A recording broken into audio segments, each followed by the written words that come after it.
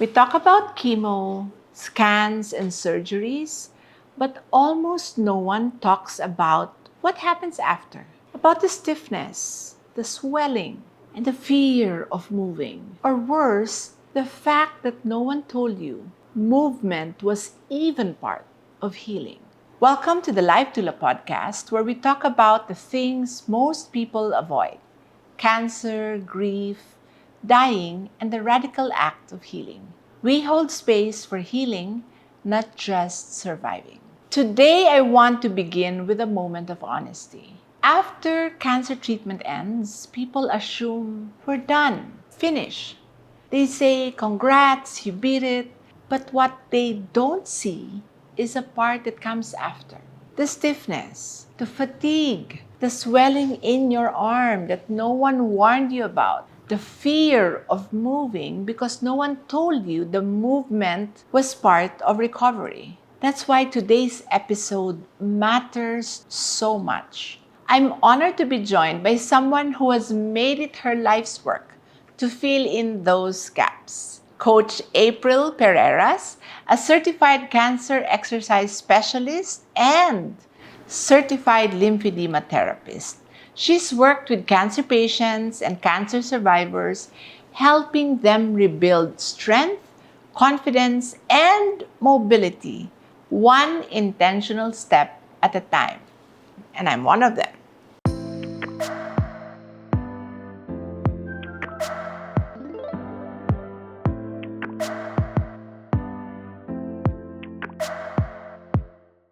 April, welcome back to the Life Doula podcast. Thank you, Charity, for having me again. I'm Yes, so of excited for course. this episode. April, can you start by sharing what really drew you to this specific work? Going back to my journey and how I used exercise for my own recovery and how it has truly benefited and impacted my life in so many ways. I realized that there's more to my journey than what I have experienced. And when people started asking me, what exercise can I do? Can I copy what you are doing? Or is that movement safe for me as well? I'm also a cancer survivor. I get so many messages during that time. And it made me realize that, it's maybe this is the reason why I had this kind of experience. It may be a new purpose for me, and I started exploring what else can I do to give back to the community. And so many things have been put in front of me, at the right time. And I discovered that there was a certification for cancer exercise. Yes. And it's a worldwide certification that no one else has done in the Philippines. And because of that, I enrolled just to make everything more, formal and more professional so that I can give advice and actually create programs for fellow cancer warriors the way that I have experienced with exercise as medicine. And so it's also a big gap in the care. It has, it showed, or I have experienced such a big gap in the care in my own survivorship because no one told me exactly what to do. Yes. I Same keep here. asking my doctor, Doc, can I carry my dumbbells na? What weight, or is there a limitation for me? What are the specific exercises that I do? All they can tell me is, sige, you can start exercising na. Siguro hanggang 5 pounds lang. Siguro. There was no specific and targeted approach. And no one knew exactly what to do. And I was left researching for myself. I'm just thankful that I am in the fitness space. I am a nurse, and I've used all my medical knowledge to find and gather information that was right for me. And thankfully, there is a certification that creates a safe program for cancer survivors. Yes, April, what you're saying is really important because we hardly prepare people for treatment. But what's worse, there's really no preparation during the recovery state. No one tells us how your body might respond to surgery, right? Just like me, how lymph nodes are removed and what's the long-term side effects, or that if when your lymph nodes are removed, there's going to be lifelong swelling or limited range of motion. The word range of motion, I heard it from you. I was experiencing it. Why is it that all of a sudden I cannot reach for things behind me when before surgery I could, right? And because no one talks about it, we're, as you said, left thinking for us. We research on our own. That's why I wanted this conversation today, so we can change the conversation around cancer recovery. To our listeners, if you're feeling scared to move, if you don't feel you're back to normal, if your body feels unfamiliar, you're not alone. April and I went through it. And movement done with care can be one of the most healing things you give yourself. Actually, even during your cancer journey, exercise should be a prescription. It should be treated as medicine. There is what we call prehabilitation, wherein we prepare our patients for whatever surgery or treatment that they are about to undergo.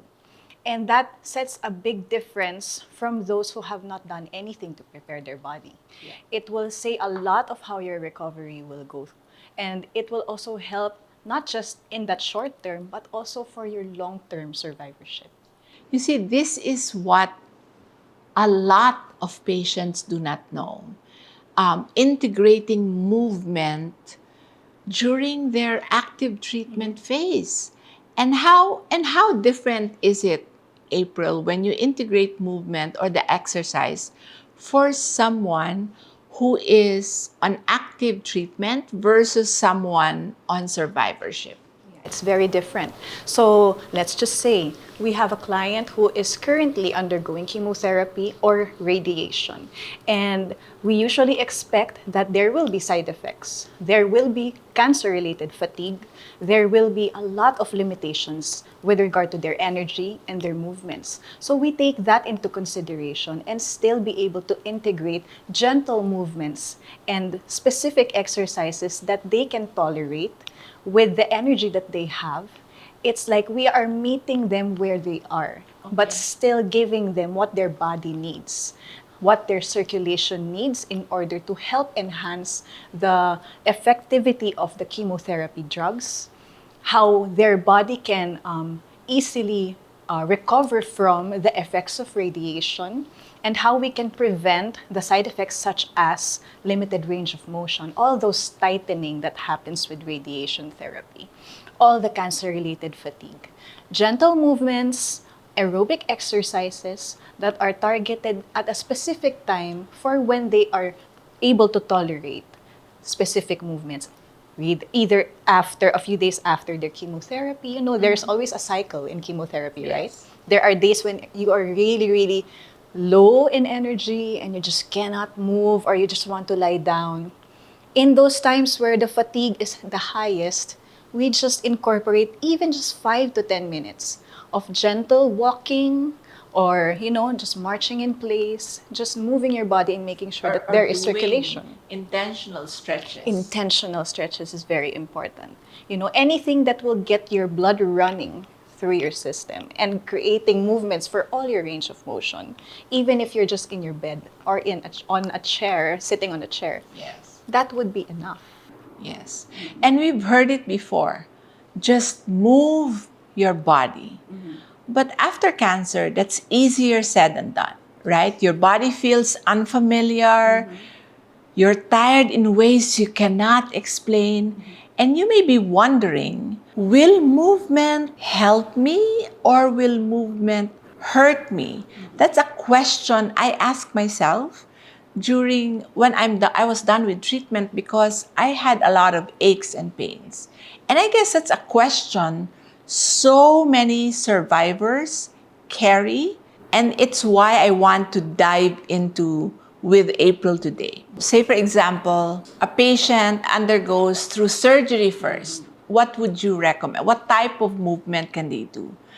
You mentioned radiation. What's the long-term side effect or even the immediate side effect of radiation in a body? What is recommended for these patients? And you already answered it. When one is into chemotherapy, what can they do? I mean, let's talk about the real benefits of this. So we start with surgery, right? There is a rehabilitation for surgery and there is rehabilitation or recovery post-surgery. And in order to prepare the body for that battle wherein you'll be opened up and there will be a scar tissue, there will be, stitches on you, and there will be parts of you that will be removed. Definitely, strength training prior to surgery is very important. Wow. Yes. I've never heard of that. Strength training prior to surgery. It's like Yes. preparing your body for a battle. Exactly, Right? diba? During a marathon, we prepare our body for that kind of run. Here, you prepare your body for the surgery because that is also a major battle for your body to go through. And when you incorporate strength training, you are preparing your muscles for what is to come. Wow. Yes, muscles actually are our biggest endocrine organ in our body. They create and they release certain hormones that help with targeting cancer killing action. It is like you are, when your body releases, it's what we call myokines, in a very scientific term. They help induce cell apoptosis or cell death for tumors and cancer cells. It's like your cancer cells committing suicide. Exactly, Right? exactly. So when you have a lot of myokines because you have been exercising, then it's your body's way of having a huge dosage of exercise medicine to help kill the circulating tumor cells, to help decrease their proliferation, and to help stop their growth. Now, when it comes to chemotherapy, since tumor cells are the ones that are being targeted systematically by chemotherapy drugs, yes. right? When we exercise during chemotherapy, the effects are just profound in ways that it will literally target the tumor cells and create a cancer-killing environment Wow. for that specific tumor. Whew. It creates a cancer-killing environment for your entire body because of those myokines. And because of the increased circulation, there's also increased oxygenation in all of your tissues. Helping spread the entire chemotherapy drugs to help spread through your body and help target more tumor cells that are currently circulating. And not to mention, when we move consistently, Yes. there's also a reduction in the inflammation that Yes. our body goes through, Yes, right? yes. So, more than just the basic circulation, what we're actually saying to our dear audience is exercise is medicine, right? Exercise is medicine. Our medicine is not only limited to the drips that you go that is infused in your body. That's right. Through the pills that we take, but when we move our body, when we do physical activity, there's actually a lot of benefits that April just mentioned. Yes. And April, what changes when someone starts moving again, even just a little, right? Yes. I remember walking around in my hospital room because I was still dizzy. I would walk around the bed just so I can like hold on to something. But I feel there's a shift. Yes. So can you talk about that a little bit more? So let me just share that there are current studies that have already been released relating to acute exercise and how it benefits the human body. So with just one bout of exercise, let's say it's around 30 to 40 minutes worth of high intensity interval training or strength training or aerobic exercise, can already release enough myokines in your body to create or to really kill or to induce a cancer-killing environment in that short span of time. Wow. Meaning just one exercise, 30 minutes. yes, already gives you like 20 to 30% reduction in cancer cells. That's what the study says. And what's amazing about that is it's not just about preventing or helping prevent the proliferation of cancer. It also, of course, increases, endorphins. It gives you better mood. You feel a lot better. Happy hormones. Happy hormones, it helps prevent depression and anxiety. There's also a study about that a single session of exercise can significantly reduce anxiety and depression. So what more if you continuously, chronically exercise? You are giving yourself doses of exercise medicine every single time. And you will significantly reduce your chances of recurrence, and you'll significantly increase whatever the treatment protocols have that are being, given to your body. I remember the famous Tony Robbins said, physiology affects psychology. Yes. When our body moves, there's a shift in our mind. So when we're feeling low, sad, or something, just dancing to a bit of a music really changes our mood. And this is really sad that it's really not put out there. Of late, April and I have been hearing about exercise oncology. Yes. I guess for a really good reason, right? So now, April, I ask you this. What do you wish more doctors and patients knew about this part of recovery? Oh, wow. I have been dreaming of, of a cancer, or of a world where cancer patients are treated with exercise as a prescription. Well, it is already emerging now, where doctors are being encouraged and being made aware of the benefits of exercise. Exercise medicine or exercise oncology is not an option. It's not a lifestyle. It is a need. It should be integrated into the patient's cancer treatment. It should be prescribed like how you prescribe chemotherapy drugs and radiation protocols. Exercise medicine will create a big shift in cancer care if it is already being incorporated into a doctor's prescription. When it is normalized as something that is a need within a cancer patient's journey, and not just because they're done with cancer. While you're saying that, image in my head is a medical professional saying, this is your treatment protocol. You take your chemotherapy every 21 days. Now, when your body has recovered, say after 7 days, there's actually a prescription saying you need, on your first 3 days, you need to start walking like 15 minutes every day. And then when your body recovers, you need to do a little bit of strength training, 20 to 30 minutes a day, 3 times a week. That should be a prescription. That's the image I have, like medical professionals actually prescribing. Yes, that's right. Or at the very least, referring to cancer exercise specialists. Yes. See a cancer exercise specialist, referring to a certified lymphedema therapist for any other concerns. There can always be a collaboration within the medical professionals. And it's no longer an excuse that they will tell us that they are not, trained for this kind of field. Yes. We don't have exercise in our studies. It's not something we studied about. Okay, then refer us. Yes. Collaborate. As they refer us or patients to specialists. Yes. That's that within their scope, right?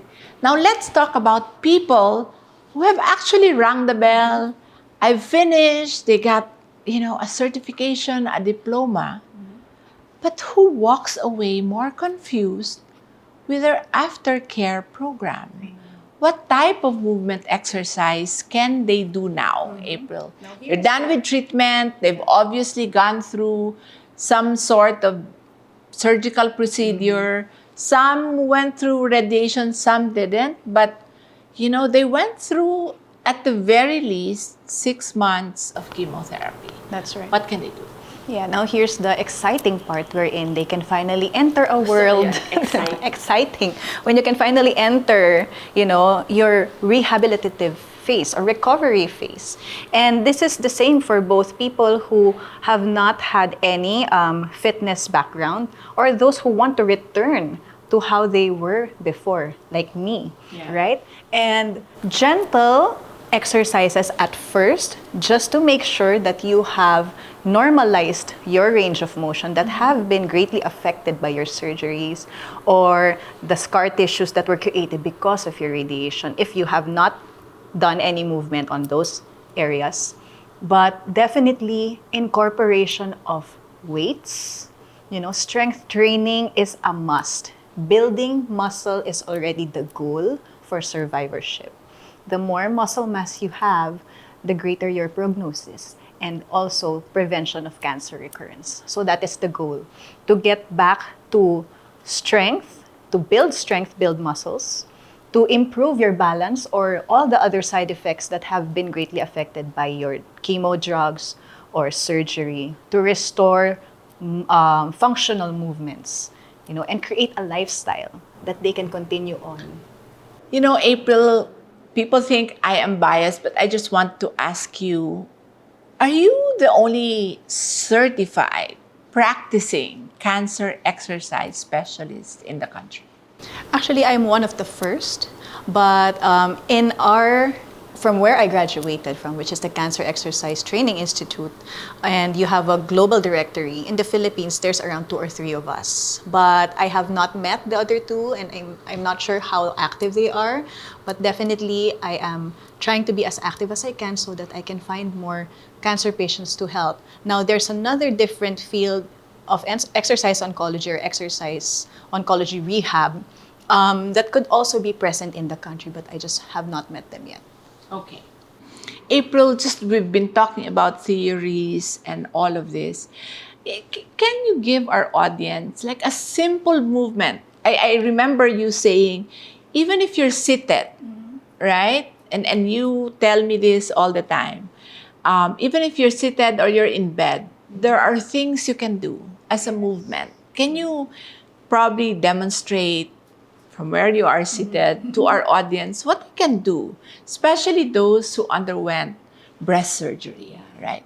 Okay, so one of the most simple ways that we can do any exercise that anyone can do is deep diaphragmatic breathing. Wow. Yes, so just the act of doing a deep breath with your nose, expanding your rib cage, and allowing your diaphragm to also expand while having your arms or your hands in front of you as you do the deep breath. And when you exhale, you open your arms wide and blow it all out, stretching as far as you can. That is already enough to create a lymphatic drainage, to open up all the lymph vessels that are deep within your thoracic cavity. And it's very, very helpful for anyone in their journey. That right there is gold. Friends, no excuse. If you're watching your favorite series on Netflix, you can do that. I mean, if you can sit or lie down for an hour, surely you can, squeeze in 5 minutes of that. That's right. You can do actually any movement while you're sitting down, as long as you're able to create a movement for your range of motion. Now, let's say for your lower body, you just want to sit down, or you cannot tolerate standing up for a long time, you have problems with balance, or you're easily fatigued. You can do marching in place on your seat, just like this. So this creates hip flexion, this creates joint movements, and you can also do leg extensions as you are seated. This can also be done while lying down. Also, incorporating deep breathing as you do your movements can already be an equivalent of a gentle movement for just 5 minutes. Yep. Movement, I think what April is saying is movement isn't about going back to who you were. It's about gently rebuilding who you are now. One breath, one stretch, one step at a time. So let's just keep going. Now I'm going to shift on a topic because this affects a lot of breast cancer patients and sometimes not even breast cancer patients. We've been talking about movement and healing, but here's one thing we rarely hear about the recovery journey. And from experience, you only learn about this when you actually have it, not before. And that is a topic on lymphedema. Now, if that word sounds unfamiliar, you're not alone. So many survivors are told about surgery, radiation, and medication, but no one explains that the body's lymphatic system, our built-in drainage and detox system, can be disrupted by surgery. And that disruption, can lead to something called lymphedema. And April, let's get into it. Can you help us understand what lymphedema is, in simple terms, and how does cancer treatment put one at risk? Okay, so to make it very simple, I'll talk about the lymphatic system and how it works in our body. It's a system that's created or that is made up with so many vessels and lymph nodes, the ones that you feel when you are down with a fever or you have sore throat, you feel the lymph nodes there, right? So our lymphatic system can be found right under our skin and as deep as our thoracic cavity. Wow. So these are in charge of, filtering out so many particles from our body that cannot be, filtered out by the circulatory system. And it also has a big role in our immune function. So when it comes to lymphedema, this usually happens as a result of, a surgery that was done to remove lymph nodes for breast cancer, to check if they have cancer, or what you call a lymph node dissection. It can also be a result of radiation and can also be caused by some chemotherapy drugs. Okay. And also infection. All right. So lymphedema happens when there is a buildup of lymph fluid on the limb that has been affected or the limb that has a compromised lymphatic system. For example, for us breast cancer survivors or patients, when we had our lymph nodes removed, for example, in just one side, we are already compromised with our, lymphatic flow. That puts us at stage 0 lymphedema already. Wow. Imagine, no one told me that. In my cancer journey, I was like, I didn't know about lymphedema at all. Right? And then I started meeting people, fellow cancer warriors who have swollen arms. And I'm like, what happened there? Yeah. And that was when I was made aware that lymphedema is actually very common because of breast cancer. And add in radiation, add in, lack of movement, it really puts someone at risk. So it's not enough that we are at stage 0. Yeah. We are forever at risk for developing lymphedema at any point in our lifetime. Yes. For as long as you had the surgery or lymph nodes removed, you had radiation. So April, let me clarify. It's not just water retention or some random swelling. Mm-hmm. It's really a medical condition tied to our lymphatic system. Yes. Once there's movement or once they've harvested lymph nodes, no matter how many or how little, it will affect us. Yes. Here's a question I get all the time. Is it permanent? Is lymphedema something you can reverse? Or is it something you just manage? To live with? Yes. Actually, lymphedema is a chronic and maybe a progressive condition. There are stages of lymphedema wherein you can still, not really reverse, but you can still manage it by, decreasing the swelling with gravity, exercise, right? And unfortunately, there is no cure for lymphedema. It is just really well managed and well monitored by certified lymphedema therapists. So there is what we call a complete decongestion therapy, wherein that is how we will help manage one person's lymphedema no matter what stage they are in. It is done with manual lymphatic drainage, with bandaging, skincare, and exercise. That's so important because so many survivors blame themselves. when swelling shows up, they think it's fat, right? Or I probably ate food with a lot of salt, or maybe I'm just imagining this, but it's real. And it's not their fault. It's a system issue that with guidance, there's something they can do. So, April, when does lymphedema usually show up? There's no telling. It's actually very random. It can just show up either years of survivorship, you're okay, and then suddenly it just swells up. Or it can happen right after or while you're doing radiation. It's really kind of unpredictable, but once your lymphatic system fails to drain, and the capacity of your lymphatic system is exceeded by the lymph that has been produced, because you're always producing lymph and your body's supposed to be draining them out. And when we have a compromised lymphatic system, it's like you're in an expressway and you took away 3 lanes and there will be a congestion. Right? And that can happen, or that can be triggered by so many things. So the most important thing for us is to really create awareness for patients. Patient education is really the one thing that can help us, fight this condition. So many patients come to me, they're already stage 2, unfortunately, or their arms are already hardened with fibrosis. It means that the lymph has been there for a long time and they have not been doing anything about it. They only thought it's probably a swelling caused by, by their surgery, or a swelling caused by whatever, or unfortunately, sometimes there are cellulitis or infections already. The thing with lymphedema, the complications are usually cellulitis, because the built-up lymph fluid is no longer being drained, and since it is protein-rich, it is fat-rich fluid, it attracts bacteria, and it can cause a lot of those side effects or complications that need to be addressed even more.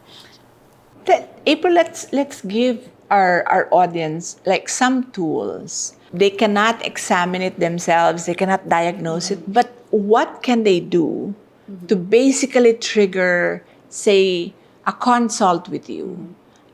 What is it that they can touch or probably check and check physically to trigger, I'm going to reach out to a certified lymphedema therapist because I might have lymphedema? Yes. More of the very early symptoms of lymphedema is feeling of heaviness on the affected limb.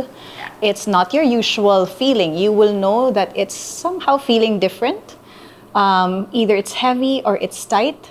Now, the thing with stage 0 lymphedema, like me, I did not have any, signs of swelling on my limb, but I felt it on my fingers that it somehow felt a bit tighter than usual. It didn't look swollen, but if they are made aware that these are the things you look out for, that you don't have to see but you feel a difference, then that's the right time to already approach a certified lymphedema therapist. In my case, I really felt that my right arm, which is where my mastectomy happened here on my right breast, I had this parang, it was feeling a little heavier than my left, right? So I went to see my oncologist and I was referred to a CLT, right?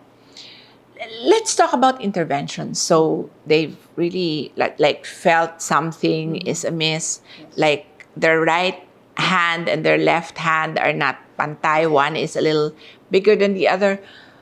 What are the interventions immediately? I know you've mentioned it in passing, but reaching out to you, what's the first thing that you do?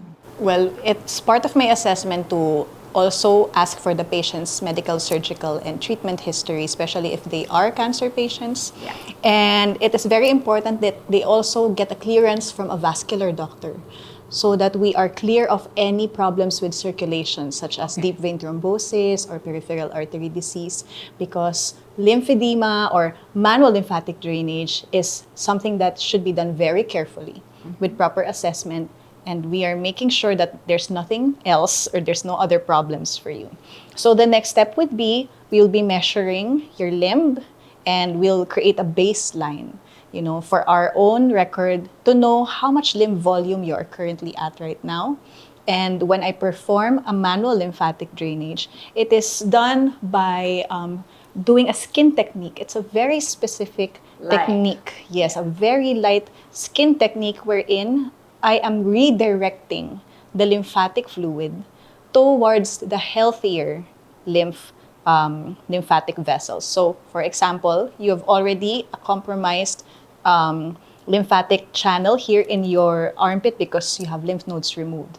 Therefore, it cannot properly drain. That's why it's swollen. So, I will redirect all those fluids to the healthier armpit with a more complete and healthy lymphatic system. So that is the one that will help, drive out the excess fluids. So, manual lymphatic drainage, our dear audience, is not the same as massage. No, it's not. It's not. It's not an option for you to, when you're feeling the heaviness, to go to a spa and get a massage. The technique is so different. So April, MLD, and then you do bandaging. We do bandaging right after, so that we are able to contain and and just really let the work of the bandages contain the lymph to avoid further swelling. So this will happen around days or weeks until we are able to reach a significant reduction in limb volume. And then at the same time, after every MLD and bandaging, we perform lymphatic drainage exercises, which we also teach our patients so that they can do it at home. It's very important for patient education and even your love givers to learn how they can help you continue on with your lymphedema management at home. Because just to be honest, not everyone can really afford to have an everyday treatment. It's really very expensive. So the best we can do is to educate the patient and the love givers so that they can continue and maintain our treatments even at home better than none, right? Yes. And then we continue with your exercises, which you do every day, and definitely a lot of skincare. A lot of skincare and wearing your compression sleeves, which I'm very non-compliant. But there you go. It cannot be reversed completely, but it can be managed, especially if caught early. So don't self-diagnose. Don't think, oh, this is just an after or a side effect of a procedure. See a certified lymphedema therapist. April, before we close, I am sure our audience are now interested to know how they can reach out to you both for movement exercise, because April coaches you online. That's right, from the comforts of your home. That's how I started. And if they want to also reach out to you for lymphedema sessions, how can they reach you? Okay, so I have a Facebook and Instagram page. It's called Move Beyond Cancer.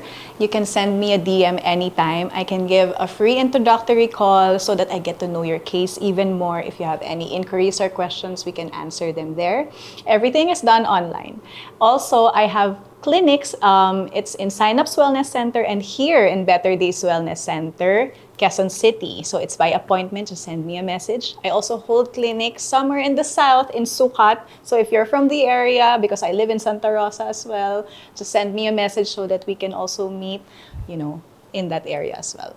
I just want to say that there are very few certified cancer exercise specialists, and there are also very few certified lymphedema therapists. So April responds really quick, and she gently nudges you when you're not anymore answering, just like me when I get too busy. Follow-up is such a value for someone like April. Thank you for joining us in today's powerful conversation with April Perreras, certified cancer exercise specialist and certified lymphedema therapist. We often talked about the surgeries, the chemo, the scans, but we don't talk enough about what happens after. The swelling, the fear of movement, the stiffness that lingers, the body that feels unfamiliar. Today, we learned from April that healing doesn't end when treatment ends. It continues in the way we move, the way we listen to our bodies, and the way we advocate for the care we deserve. Coach April reminded us that movement is not just safe after cancer, it's essential. There are certified professionals who can guide you back into strength and confidence. She also taught us that lymphedema is real, but with early detection and support, it can be managed with grace. If no one told you these things before, let this episode be your turning point. You are not broken, you are rebuilding, and you don't have to do it alone. Here on the Life Doula podcast, we will keep bringing you the voices, tools, and the truths that can walk with you through healing, one step, one breath, one choice at a time. You've been listening to the Life Doula podcast. I'm Charity, your host and fellow traveler, and I'm so grateful you're here. Until next time, keep moving toward life.